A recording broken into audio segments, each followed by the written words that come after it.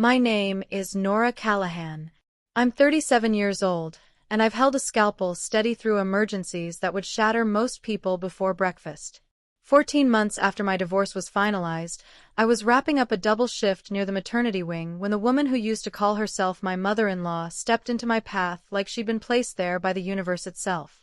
Sandra Marsh had a smile that never quite reached her eyes. It was the kind of smile that felt more like a wall being built than a door being opened. She walked straight toward me in that hallway, chin high, voice pitched perfectly so the two nurses behind me could catch every syllable. "My son finally woke up," she said. "Leaving you was the making of him. He's got a beautiful baby boy now, with a woman who actually deserved him." 6 years of being told in 100 quiet ways that something was wrong with me, compressed into a single sentence, delivered in a hospital corridor under fluorescent light. I didn't flinch. I didn't raise my voice. I just looked at her and said, steady as a pulse line, "Is that really what you think?" What neither she nor anyone else in that hallway knew was that 5 minutes later, a man was going to walk through the maternity ward doors. A man nobody had planned for. A man whose arrival was about to drag one name, the one everyone had been working so hard to keep off the record, straight into a courtroom. Welcome to Quiet Thunder, the show where women who don't raise their voices find out they don't have to. If you're here for justice that moves slowly but never misses, stay with me. And drop a comment letting me know where in the world you're watching from. But first, let me rewind those 5 minutes, because that smile came before the man did. It was a Wednesday. My 12th hour on shift was winding down, and I was passing a patient chart to the evening nurse, a quiet guy named Marcus, when I cut through the maternity corridor the way I had 100 times before. Sandra was there visiting. Of course she was. Her son's partner had delivered 3 weeks earlier, and the Marsh side of town had been rotating through with flowers and slow cooker meals ever since. I'd steeled myself for the possibility of running into her. What I hadn't steeled myself for was Sandra positioning herself in the middle of the hallway like a woman who'd been rehearsing. She looked me up and down the way people look at something they've already decided to dismiss. Then she said her piece about her son, the baby, and the woman who'd replaced me. Marcus went very still beside me. A passing orderly slowed her cart. And I did what I always do when something wants to pull me under. I pressed my thumb to the small gold watch on my wrist, the one my grandmother left me, and I felt it ticking, calm as a heartbeat. "Steady. Certain?" I asked her again, softer the second time. "Is that really what you think?" She blinked. She'd aimed at a nerve and hit something she didn't recognize. And somewhere behind her, an automatic door exhaled open, though I didn't turn to look. I didn't know yet who was coming. I only knew what I had already, quietly, set in motion.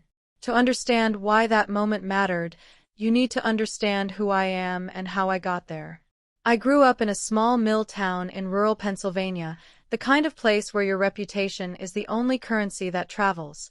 My mother worked the checkout line at a grocery store for 20 years and never complained once. My father repaired farm equipment until his knees gave out. I put myself through college on 2 jobs and through medical school on 3, and I learned somewhere in those years that the best way to earn trust was simply to do good work and say very little. That philosophy made me exceptional in an emergency room. In a trauma bay, you don't get to panic and you don't get to monologue. You read what's in front of you and you act. The smell of that place, antiseptic and laundered cotton and the particular hum of machines keeping people alive, used to be the smell of safety to me. I was good there. Nobody in that room ever called me lacking. But the same quality that made me a gifted physician had a blind spot. I carried things alone. I trusted that silence was a form of grace. And when people started writing a story about me that had no basis in fact, I committed the most costly mistake a quiet woman can make. I waited for the truth to defend itself. I married James Marsh at 29. He was the kind of man who made a room feel warmer just by walking in. He remembered your birthday and your sister's name and the thing you'd mentioned once in passing. People trusted him on sight, and for the first 4 years of our marriage, I did too. We wanted children. We tried the way couples do, with hope slowly shading into tension and then into silence. The silence was like a third person living in our house, taking up space, eating at the table with us, sleeping between us. After about 2 years, I did what any physician would do. I suggested we both see a specialist. It wasn't a dramatic conversation. It was just medicine, simple blood work, baseline testing, the kind of thing I ordered for patients before lunch. James refused. Not immediately, and not with anger at first. That came later. First he laughed it off. Bishop men didn't have problems like that, he said. He believed in God's timing. He used words like faith and patience as if they were a diagnosis. I pushed twice. The second time, something sharpened in his face. After that, I let it go. Because you cannot drag a man into a clinic. And because I still believed patience was enough. I went alone. My results came back normal across the board. I sat in my car in the clinic parking lot and read the printout twice, relieved and confused in equal measure. Normal. Which meant the silence in our house wasn't mine to explain. But I couldn't explain it without James, and James had closed that door. I didn't know yet how dangerous an unanswered question becomes when someone else decides to answer it for you. Sandra Marsh ran the women's ministry at her church the way a CEO runs a company, with absolute conviction, total loyalty to the brand, and no tolerance for ambiguity. She'd raised James alone after her husband died young, and somewhere in those hard years she'd made a quiet deal with herself. Her son's goodness was proof that her sacrifice had meant something. He couldn't be flawed. The math didn't work. So when James started murmuring to her, gently, carefully, that maybe the problem in the marriage was mine, that maybe I simply couldn't, she didn't pause for a moment of doubt. She picked up that story and she ran. It spread slowly at first. A weighted silence at a neighborhood gathering. A hand placed with great tenderness on someone's arm. Poor James. He wanted a family so badly. Then it found its legs. At a fall church dinner, Sandra introduced me to a visiting couple with the practiced sorrow of someone who has been rehearsing compassion. "This is Nora," she said. "James's wife. She's a doctor. Such a shame about everything." The woman looked at me with a sad, knowing nod, and I understood in that moment that whatever story had been traveling ahead of me had already arrived. I stood there in my good blouse holding a glass of water, and Sandra touched my arm with a gentleness that was actually a verdict. Then she said the thing she would go on saying for years. The thing she delivered the way other people say amen. There are women who just aren't made for motherhood. And that's nobody's fault. She believed it. That was the part one couldn't shake for a long time. She wasn't being deliberately cruel. She was repeating what her son had given her, smoothed and certain, and she had no idea she was broadcasting a lie. I drove home that night and said nothing to James. Gemma Donovan had been my closest friend since we were 16. We'd met in a high school art class and held on through everything life threw at us. Different cities, different paths, the kind of distance that tests a friendship and the kind of friendship that survives the test. She was the one I called from the hospital parking lot when my dad's scan came back with something in it. She stood at my wedding in a deep blue dress and cried so hard during the vows that people in the second row turned around. So when the church talk started reaching me, Gemma was who I leaned on. She'd come over with wine and listen with her whole body, leaning in, eyebrows furrowed, the way you do when you're genuinely there for someone. And she always knew the right thing to say. Or so I believed. Looking back now, I can see the architecture of it. Every comfort she offered had a small door in it. "You're so accomplished, Nora. Maybe family just isn't meant to be your chapter. James loves you. Don't let his mother narrate your life." Kind words. Every one of them kind. But they all pressed on the same bruise. They all reinforced the idea that there was something in me that was missing. I didn't notice then how often her gaze followed James across the room. I didn't register how she seemed to know his schedule in detail I hadn't shared. I was too grateful to have one person in my life who didn't seem to be judging me. She sat in my living room and told me I deserved better, and I nodded, never once thinking she meant she planned to take it. Some people don't steal your life in one move. They acquire it slowly, one borrowed piece at a time, until one day you look up and discover they're standing in it like they always belong there. I trusted her completely. That was the second enormous mistake I didn't know I was making. James filed the divorce papers on a Thursday. I came home from a night shift and found them on the kitchen island, a manila envelope sitting next to the fruit bowl like any other piece of mail. By that weekend, he was living at Gemma's apartment on the other side of town. And the version of events that circulated through our world was already finished by the time I heard it. Nora was cold. Nora was emotionally unavailable. Nora had spent herself on her career and had nothing left for a marriage.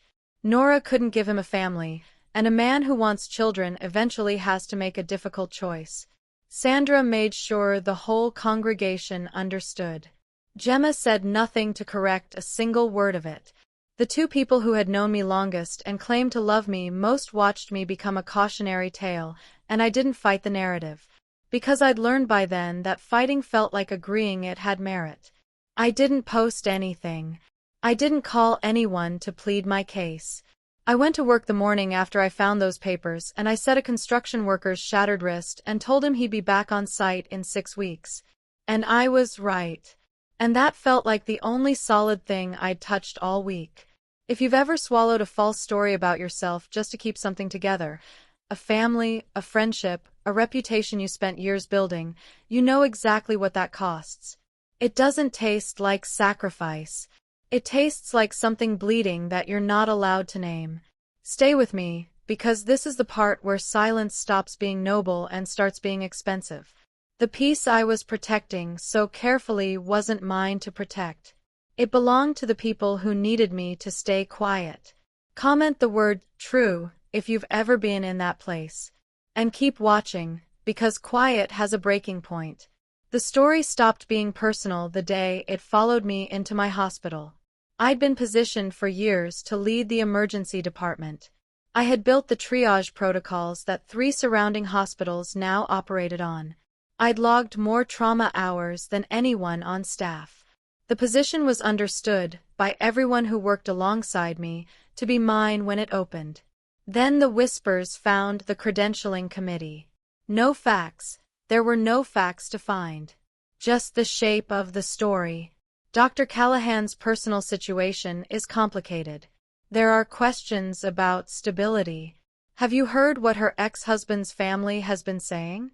One board member, a man who had played golf with James's uncle for 15 years, began raising pointed questions about whether someone with my difficult circumstances could be trusted to lead under pressure. As if I hadn't spent a decade being the steadiest person in rooms where people were dying. The promotion announcement came on a Tuesday afternoon. It went to a physician with half my seniority and none of my protocols. They told me I had been a strong candidate. They told me the decision had been genuinely difficult. What they did not tell me was the real reason, but I'd grown up in a small town. I recognized a verdict wearing a compliment's clothes. That night, something inside me shifted. A lie about my body had cost me my marriage, and I had absorbed it because I believed enduring was the dignified response. But now the same lie was reaching into the thing I had never let anyone else define. My work. My name. The thing I had bled 10 years of my life to build. I sat in my car in the hospital lot, the same spot where I'd once read my normal test results and felt relieved, and I understood something I hadn't let myself understand before. The silence I'd been so proud of had been charging interest this whole time. And someone else had been running up the bill. A nurse I trusted gave me a name. Diane Whitmore. Her office was on the 2nd floor above a dry cleaning shop, and she had reading glasses on a chain and a way of listening that made you feel like she was already reading the end of the story you were still in the middle of telling. I told her everything. The church suppers. The whispers. The job. She didn't interrupt once. When I finished, she set down her pen. What you're describing is potentially actionable, she said. Defamation. Possibly false light invasion of privacy. But I'll be straight with you, these cases are hard to win. She laid out the framework plainly. 3 things had to be established: a specific false statement, its communication to third parties, and demonstrable harm. The harm, she said, is actually your strongest leg. A salary difference is a number. A documented lost promotion is a number. Courts understand numbers. I turned my grandmother's watch around my wrist. And the falseness? Diane looked at me steadily. That's the part that requires you to be willing to stand up in public and say the statement wasn't true. They'll argue it was. That your infertility was real. To prove otherwise, you'd have to be willing to open that door all the way and stand there while it was open. My stomach dropped. Because I knew what she meant. My results were clean, but clean results don't point a finger. They only say the fault wasn't mine. They don't say whose it was. I almost left. The whole thing felt like letting a town I'd grown up in dissect me for sport. Then Diane said the thing I needed to hear. Silence isn't strength, Nora, when it's actively costing you your career. Sometimes the bravest thing is forcing someone to prove what they're claiming. I didn't answer right away, but I didn't leave. I spent 2 weeks sitting with it. I'm not someone who decides quickly. I approach decisions the way I approach a difficult chart, carefully, then completely. I wrote down what I stood to lose. The community I'd grown up in. The church network that had watched me since childhood. The version of the story where I was the bitter ex-wife who sued the family of the man who left her. I could write that story in my sleep because they'd already written the first draft. Then I wrote the other column. My name. My work. The simple, clean, unassailable truth that I had done nothing wrong and had been carrying someone else's damage for 6 years. What I kept returning to was this. I wasn't doing this to wound James. I'd had 18 months of opportunities to wound James if that had been my goal. I was doing this so that the next room I wasn't in, the next board meeting, the next committee, would carry my actual name, not a rumor wearing my name like a mask. This would not be revenge. Revenge is restless and hungry, and it eats the person holding it. This would be the truth, stated once, in a setting where the cost of lying had teeth. I called Diane on a Monday morning, 20 minutes before my shift. I'm in, I told her. Good, she said. Then let's make them say it under oath. I hung up and walked into the trauma bay and had the clearest, most focused day I'd had in a year. There's a particular kind of calm that comes from a decision that's finally been made. It feels like ground under your feet after months of water. Diane drafted the complaint over the following weeks. It named the statements, the occasions, the witnesses, the promotion, the salary gap, the documented professional damage. Reading it was surreal. My quiet years of humiliation organized into numbered paragraphs, given structure and weight and the formal gravity of legal language. When it was filed, the news traveled through town faster than any ambulance I'd ever ridden in. Nora Callahan is suing the Marshes. Sandra was livid. She told her circle that grief had curdled in me, that my bitterness had become something spiritually dangerous.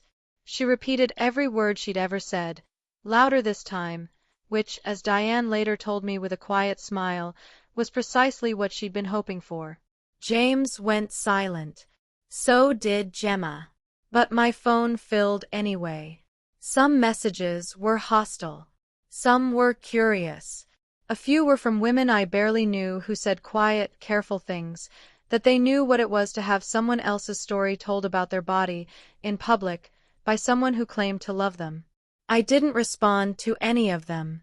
I just showed up to my shifts and let the law move at its own unhurried pace. Diane called me a few weeks later to walk me through what came next. The other side had 2 paths. They could argue the statements were vague enough to be opinion, not fact, annoying to fight but survivable for them. Or they could plant a flag and declare the statements were true, that I really had been the cause, that the marriage had failed medically, and the fault was mine. That second road, Diane said, is the one I've been hoping they'd take. I asked why. Because then they have to prove it. And to prove it, they have to open something they have spent years keeping shut. They took the second road. James's attorney filed a response arguing that the statements made about me were not defamatory because they were factually accurate. The problem in the marriage, they declared in writing, had been medical in nature and attributable to me. When Diane called me, I could hear something restrained in her voice. Something that wanted to be satisfaction but was keeping itself professional. They just said the words, she told me. Truth is a valid defense, but you can't claim truth and then refuse to support it. To prove that the infertility was yours, they'd have to put both of your medical pictures in front of a court. Reproductive records are among the most protected in the law. A judge won't hand them over casually. But, and this is the crack, they just argued in sworn court filings that the cause was definitively you. You can't make that claim under oath and then prevent someone from looking at whether the cause was actually him. They can't swear to a conclusion and refuse the evidence. That's the opening. It's narrow. But narrow is enough.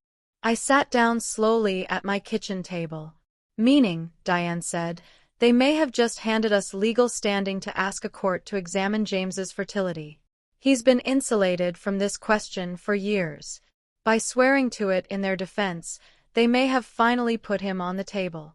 No promises. But the crack is there. For 6 years, my body had been the subject of whispered verdicts at church potlucks and community dinners. And in trying to formalize that verdict, to win by declaring it official truth in a courtroom, the Marshes had done the one thing none of them had ever permitted before. They had opened the door to looking at James. I thought about a morning 7 years ago.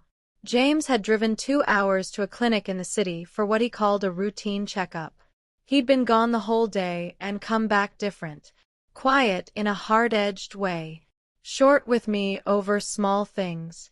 He'd poured a drink before dinner, which he never did on weekdays.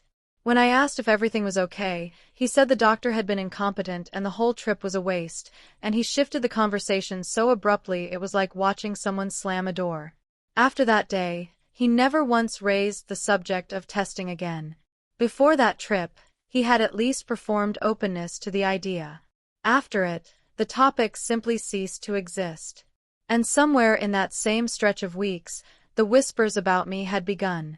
I'd filed that memory as a man being moody after a frustrating day. I hadn't connected it to anything because I hadn't been looking for a lie. You don't audit the people you love. But now, with Diane's words still in the air, that quiet Tuesday in the city looked less like a wasted appointment and more like the precise moment something got decided and buried. I didn't have proof. I want to be very clear about that.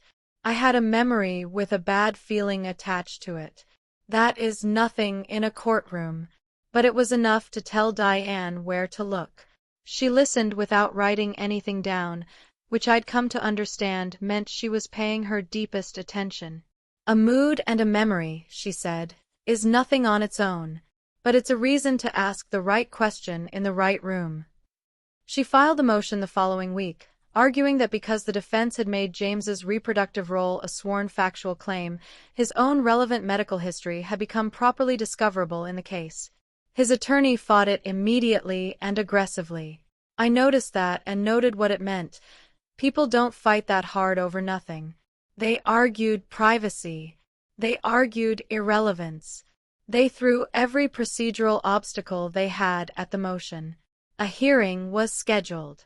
And I had to sit with the not knowing, which for someone like me, someone who orders a test and expects an answer, is its own particular kind of purgatory. I went back to my shifts. I read scans and set bones and reassured frightened families. I tried not to think about a folder in a city clinic that might say everything or might say nothing. Diane told me to be patient. Courts move slowly on purpose, she said. It gives truth time to stop being frightening. I wasn't frightened of the truth. I had never been frightened of the truth. I was frightened they'd find a way to seal it away from me forever. Before the ruling came down, Diane needed me to sign a verified complaint, a sworn, line-by-line attestation of every statement, every date, every witness. She set it on her desk between us, tabbed in a dozen places for my signature.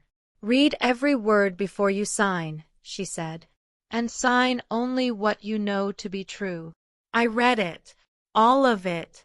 The church dinner. The pastor's wife.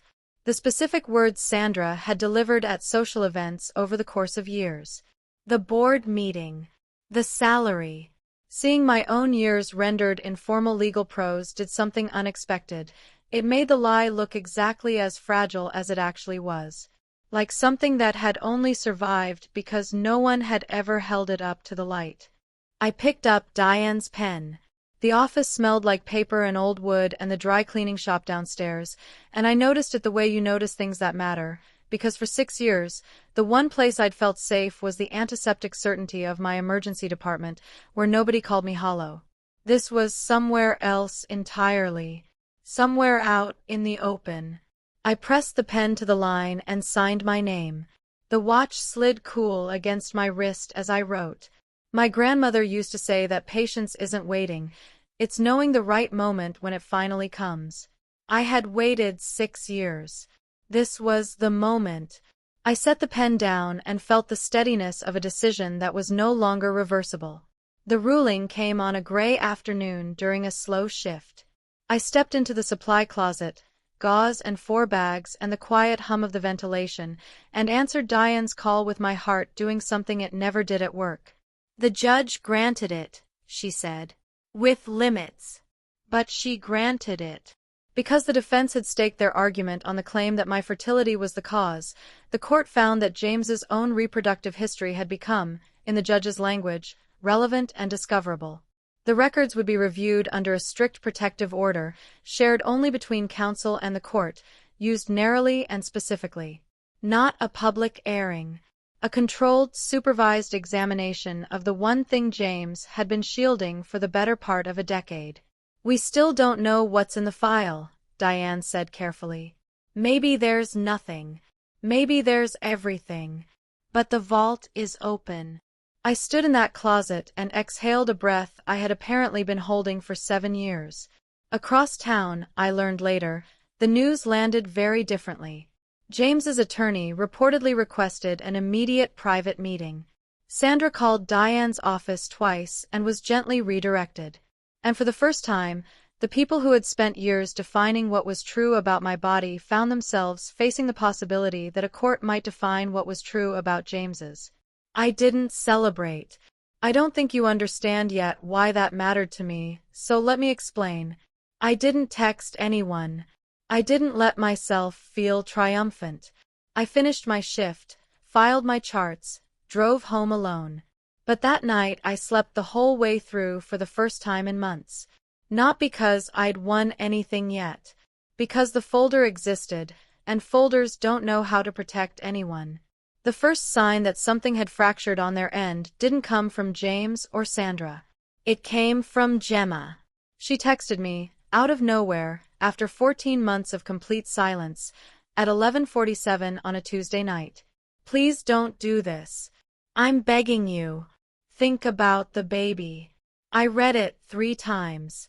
The lawsuit was between me, James, and Sandra.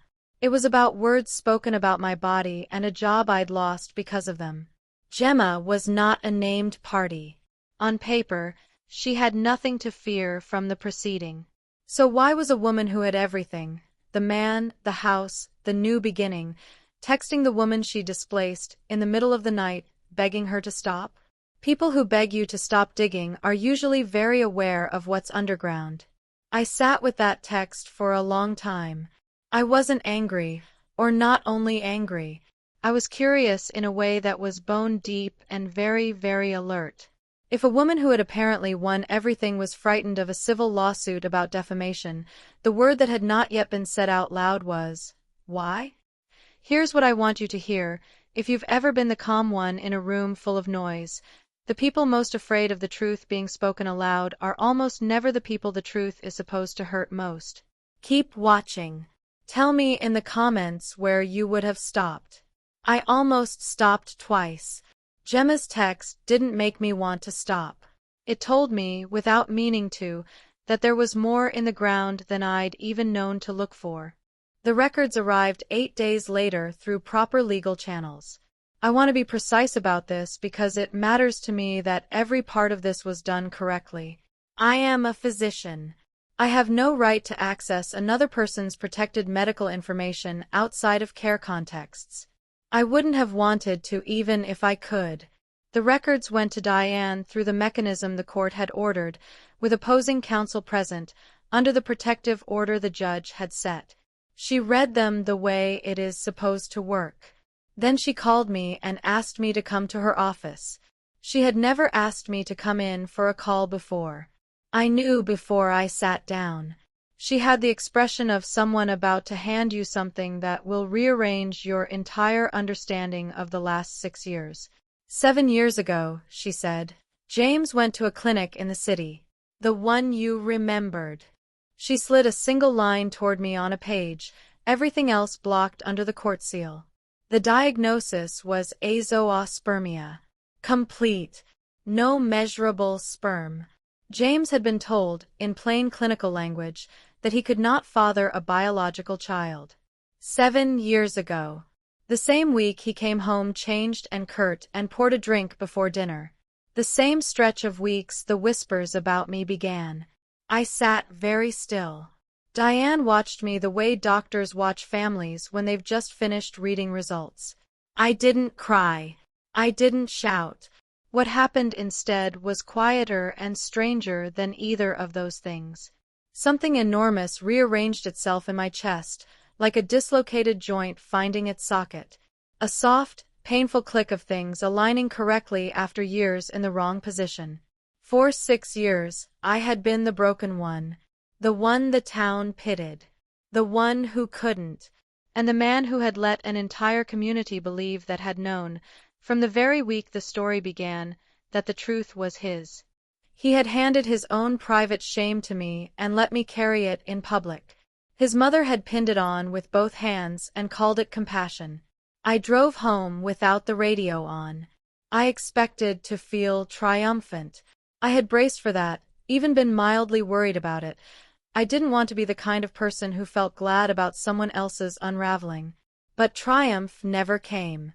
What arrived instead was something I hadn't anticipated. Grief. A slow, enormous grief for 6 years of lying awake wondering what was wrong with me. Every sympathetic head tilt at a social gathering. Some women just aren't made for motherhood. Every night I'd spent taking inventory of my own body like a detective looking for the crime. All of it had been a story James constructed to protect himself from a truth he couldn't face. He had dressed his fear in my skin and sent it out into the world. And his mother had never doubted the costume for a second. I sat in my car in my apartment parking lot. I always seemed to end up sitting in cars at the turning points of my life, and I asked the same question out loud to no one. Is that really what you think? What I'd been asking, all those months ago in that hospital hallway, suddenly had an answer. A sealed answer, in a locked file, an hour from here, that had been waiting to be found since the very week the story about me began. I wasn't broken. I never had been. The relief of that didn't arrive like a wave. It arrived like the slow return of feeling to a limb that had been asleep too long. Warm and strange and a little painful around the edges. And underneath it, a question I couldn't push away. If James had been diagnosed with a condition that made fathering a biological child effectively impossible, and the diagnosis had held and gone untreated for 7 years, then the baby boy Sandra had announced to me in that hospital hallway, the son James was presenting to the world, the child who had been held up as the final proof of my inadequacy, could not be James's. The arithmetic was brutal, and I want to be honest that it wasn't simple. Diagnoses can be wrong. Biology occasionally defies the odds. But the probability of a man with that specific diagnosis, untreated, fathering a child without medical intervention was vanishingly small. Small enough that the alternative was glaring. Either the clinic had made a catastrophic error, or the baby everyone in our town believed was James Marsh's son had a different biological father entirely. And suddenly Gemma's midnight text made a perfect, horrible kind of sense. Please don't do this. Think about the baby. She wasn't worried about my lawsuit embarrassing James. She was worried about what a room full of legally compelled medical records would force into the daylight. Because Gemma knew exactly whose baby it was. And it wasn't James's. I want to be very clear about what I did and didn't do with this information, because it matters to me that I did this right. I did not go near that child's records. I had no right to, and I had no interest in exercising a right I didn't have. The child was innocent. The child had no part in any of this. Whatever happened next, that child deserved to be protected. What I had was a contradiction that the Marshes had created entirely by themselves. They had argued under oath that my fertility was the cause of the empty marriage. The records said the cause was James's. And a healthy child across town said someone was lying about something much bigger than a divorce. I called Diane. I think there's more under the surface, I told her. She didn't hesitate. Then let the court uncover it. Not us. The man who walked through the maternity ward doors that day, the one I mentioned at the very beginning, his name was Ethan Rivera. I learned about him the way I learned everything in this story. Slowly, through the proper channels, through sources that couldn't be pressured. During the months that Gemma and James were beginning their relationship, while James was still constructing the public story about his cold, career-obsessed ex-wife who couldn't have children, Gemma had also been involved with someone else. Ethan. A quiet, honest man who had believed the relationship was more than it apparently was to her.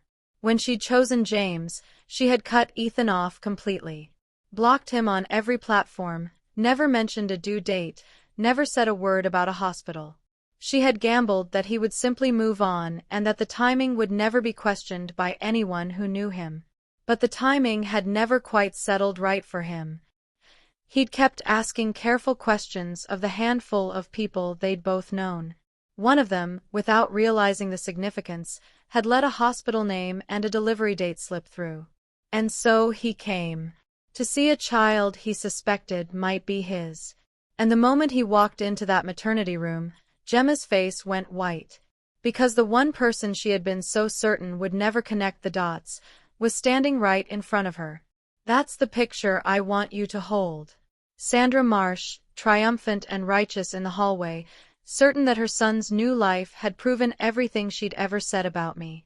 And 5 steps behind her, walking through the door she had no idea had opened, the living proof that the life she'd been celebrating was built on a lie, the same variety of lie they'd buried me under for 6 years.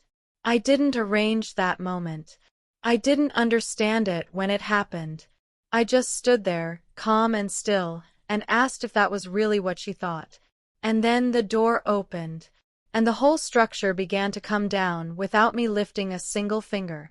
Ethan would have questions, the kind a court could answer, and in a town where everyone had been so confident they knew the truth about my body, the truth about everyone else's was about to take the stand. Here is the thing I keep returning to when I think about James. The thing that turns this story from sad to something I genuinely struggle to find the right word for. He knew. He had known for 7 years. From the very week that diagnosis was handed to him in a city clinic, he knew he could not father a biological child. So when Gemma became pregnant, he understood with complete certainty that the child she was carrying was not his. And he accepted it anyway. He stood in front of his mother, his church, his whole small world, and let them believe he had finally made the son that his barren first wife had failed to give him. He used a child, an innocent, uninvited third party, as the punctuation mark at the end of the story he'd been writing about me for years. I tried to find sympathy for him. I'm not a hard person, but every time I reached for it, I collided with that same fact. He'd had 100 opportunities to simply tell the truth and quietly walk away. Instead, he'd built a monument to a fiction and put a real child on top of it as proof of something that wasn't even true. When Diane told me James's attorney had gone quiet, no motions, no filings, just a request to explore settlement, I understood exactly what had changed. He was no longer afraid of losing the lawsuit. He was afraid of what the lawsuit was about to say out loud, in a public room, about the child he'd been parading. Sandra came to see me the following Sunday. She showed up at my apartment in her church clothes, a green blazer, her Sunday pearls, and I almost didn't open the door. When I did, she looked smaller than I remembered. The kind of smaller that happens to people when something they've built their whole identity around begins to collapse. She didn't apologize. I want to be honest about that because for a moment, for one real, genuine moment, I thought she might. She stood in my doorway and asked me to drop the case. Not for James, she said. For the family. For the name. For the baby. And as she spoke, I saw something I had not expected to see. A woman who had been deceived by her own child for 7 years. A widow who had poured everything she had left in her life into one person and built her entire sense of worth around the certainty that he was good. She hadn't spread those stories about me out of malice in her heart. She had spread them because James had handed them to her, already polished, already certain. And she had loved him too much to interrogate the gift. For one breath, I felt for her. She was human. She had been used, too. But then she said it again. The line. The one she'd been saying for years. Only now it came out as a plea instead of a declaration. Some women just aren't built for it, Nora. Why put everyone through this over something that can't be changed? And I understood that even now, even standing on the lip of the truth, she would rather protect the story than lose it. Even now, even knowing what was coming. Sympathy is not the same as surrender. I could see her pain clearly and still refused to carry her son's lie for one more day. Sandra, I said quietly, go home. Whatever mud there is here, none of it was ever mine. She left without answering. I closed the door. I didn't feel cruel. I felt finished. James's attorney presented a settlement. Private. Quiet. They would pay a negotiated sum, issue a confidential retraction to the hospital board, clear my professional record, and restore my candidacy for the department leadership role. In exchange, I would seal everything and never discuss any part of it publicly. Diane laid the offer on her desk and looked at me. On the merits, it's a good offer, she said.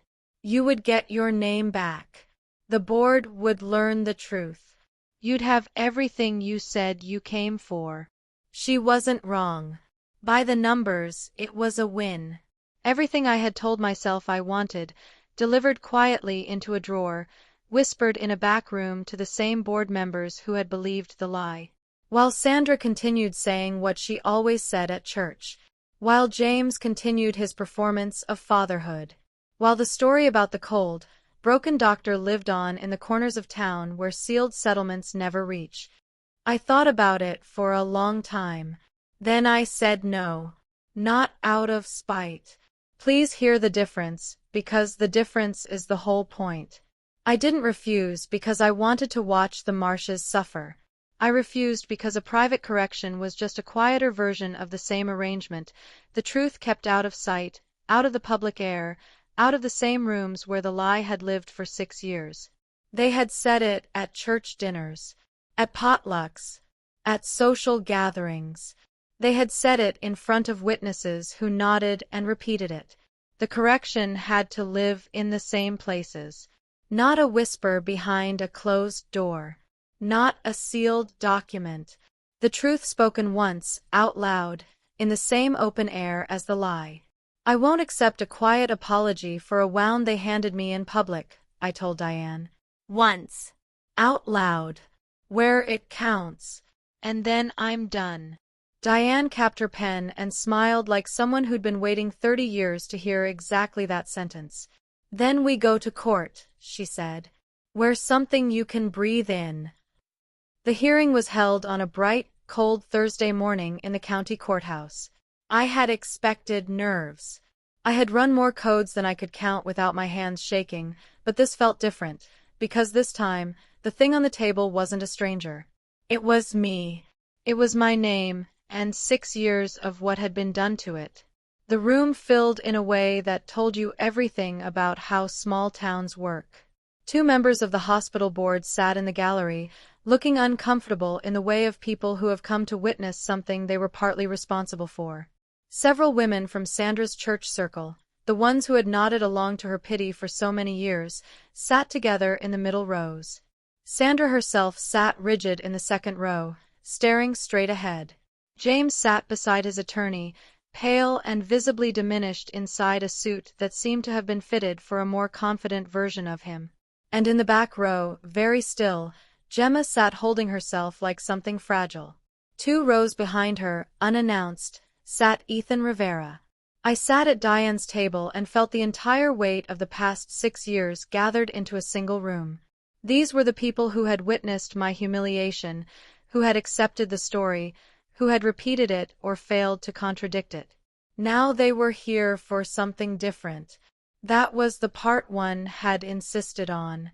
The lie had been public. The correction had to be public too. Anything less would be a different kind of silence. I wasn't there to perform grief or anger. I'd made that decision weeks ago. I was there to let the truth stand up in a room with witnesses, on the record, in the one setting where speaking falsely under oath has actual consequences. The judge took her seat. Diane didn't raise her voice once during her presentation. She built the case the way you build a diagnosis, methodically, unhurried, adding one finding at a time until the conclusion was the only thing left standing. She established the statements, the specific words, the occasions. The witnesses who had heard Sandra's declaration, delivered at community events and social gatherings over the span of years, that some women simply aren't built for motherhood. She established the harm, the lost promotion, the salary gap, the documented professional damage, numbers the court could hold.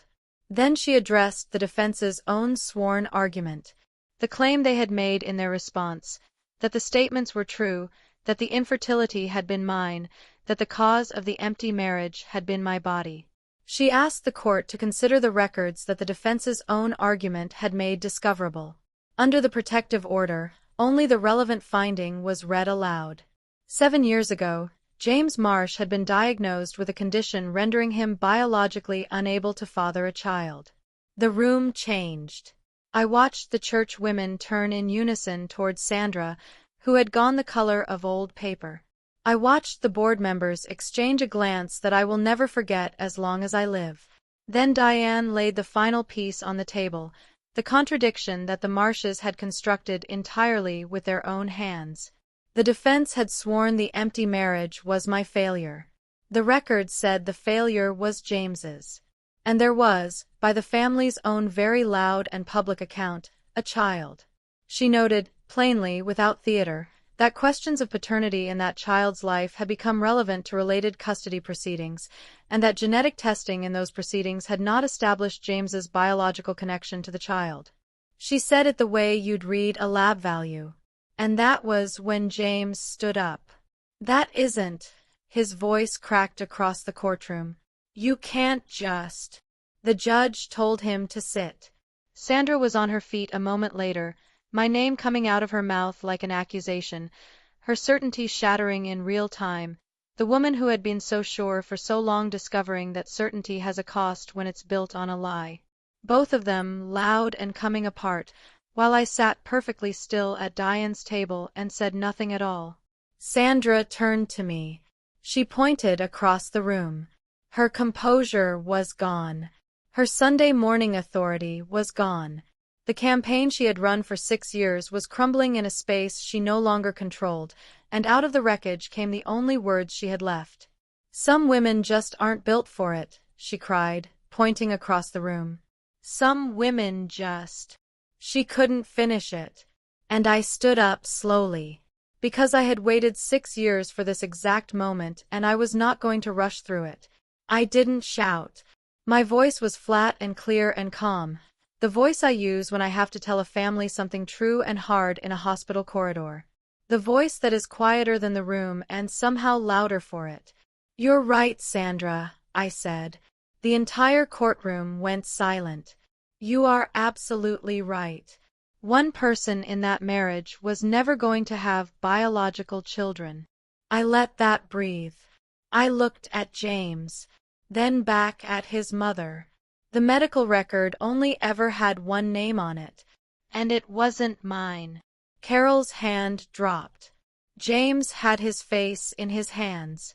The church women, the ones who had accepted the story, who had let it pass through them and out the other side, sat with the truth finally settling over them like weather, rearranging the landscape of everything they thought they had known. I had never been built wrong. I had never been built wrong. The man who had let an entire community believe otherwise was sitting 6 feet away from me, folded into himself, watching 7 years of constructed narrative come down in a single morning. I had said the true thing once, out loud, where it counted, and I was already setting it down. The aftermath was quieter than you might expect, and somehow more devastating for the Marshes because of it. James didn't argue further. He sat with his head down while his attorney asked for a recess, and when it was granted, he didn't move. He stayed in his chair in his ill-fitting suit while the room emptied around him. The church women filed out with their eyes averted. Carol followed them, no longer the general of anything. And Gemma slipped out during the recess, but not before Ethan rose from his seat 2 rows back and walked out the same door right behind her. The matter of that child was going somewhere it could finally be answered honestly. I sat at the table and let the room empty out. Diane put her hand on my shoulder and said she had been doing this work for 30 years, and that I had just done what almost no one manages to do. I'd done it without raising my voice. The tangible things came in the weeks that followed, the way they always do, quietly, through the proper channels, accumulating into a new reality. James's reputation in the community dissolved the way things dissolve in small towns, completely and irreversibly. You cannot outrun a courthouse when the town is small enough that everyone knows someone who was in the gallery. He left within a few months, relocated to somewhere 2 states away, somewhere with no context for the story. He had spent 7 years ensuring that everyone believed a lie about me. In the end, the truth didn't need to chase him. It just needed to be stated once in the right room. The hospital board didn't make a production of their correction. The chair asked to see me quietly one afternoon. He was one of the 2 who had sat in that courtroom, and he had the uncomfortable bearing of a man who has believed the wrong thing and is only now fully reckoning with it. He told me the department leadership position had reopened. He told me the previous concerns about my fitness had been found to be without any foundation. He didn't quite apologize, but he came close. From a hospital board, close is usually the best you get. I took the job, not because I needed one more thing to claim, but because it had always been mine, built on my own years and my own work, and I had no intention of letting a lie keep it from me for a single unnecessary day. My first morning running the department, I walked into the trauma bay and breathed in the clean cotton and antiseptic smell I'd spent years hiding inside. The smell that used to mean safety because it was the one place in the world where nobody called me hollow. It smelled different now. It smelled like somewhere I had earned and taken back. Not a refuge. A home. I ran my first code as lead with my hands as steady as they had ever been. Afterward, washing up, I caught my own reflection in the dark window above the sink, and the tiredness that had lived in my face for 6 years was gone. Just gone. Here is what happened to everyone after. People always want to know, so let me tell you, and then I'll let you go. James left. Last I heard, he was somewhere out west, starting over in a place that hadn't received the story yet. I don't wish him harm. I don't wish him much of anything at all, and I have come to understand that indifference is its own quiet freedom. Sandra lost the thing she had spent 30 years building. Not because I dismantled it, but because the truth about her son was simply too large for a small town to contain. The women's circle she had led for decades quietly reconfigured itself without her. She stopped attending, I was told, some months later. I felt a small, honest sadness about that. Not guilt. Sadness. The particular sadness you feel for someone who had every opportunity to choose the truth and chose the story until the story took everything. Gemma and Ethan worked out the matter of the child through the courts, the way it should be done. I hope they found something stable and decent on the other side of it, for that little boy's sake. He didn't ask for any of this. He deserves better than all of us. Gemma and I never spoke again. Some friendships don't end with a fight. They end with the slow recognition that what you believed was there had actually never been what you thought. And you set it down. With everything else. As for me, I kept the job. I kept the apartment. I kept the watch. I didn't file anything further. I'd gotten what I came for. My name was clean and standing on its own, and that was enough. There was one last thing I did, and then I was finished with all of it. I wrote Sandra a note. Short. Not unkind. I'd thought about her standing in my doorway in her green blazer, a woman who had been deceived by her own child and had chosen the deception anyway. And I found I didn't want to carry any anger about her into the rest of my life. Anger is just more weight. I kept it simple. I'm not carrying your son's story anymore. You shouldn't be either. I didn't expect a reply. I didn't receive one. But writing it closed something I hadn't known was still open. That night, I took off my grandmother's watch and held it for a moment in my palm. She used to say that patience isn't waiting, it's knowing the right moment when it finally arrives. I had waited 6 years for the right moment. It had come. I had met it. And the time that watch had been quietly counting was no longer borrowed against some future reckoning. It was just mine now. The whole quiet, open rest of my life. Finally, entirely mine. If there is one thing I hope you carry away from this story, let it be this. The truth doesn't shout. It doesn't chase. It doesn't get tired or impatient or bitter. It simply waits. Patient as a clock on a wall, ticking through the years, waiting for the day someone finally stops being afraid and asks the right question out loud. 6 years. A name that was never broken. And one quiet question that brought the whole thing down. If anyone has ever told you that you were the broken one, let this be your sign to stop wearing it. Say the true thing once where it counts, and then set it down. If this reached you tonight, share it with someone who needs to hear it. Drop a comment, and I'll see you in the next one.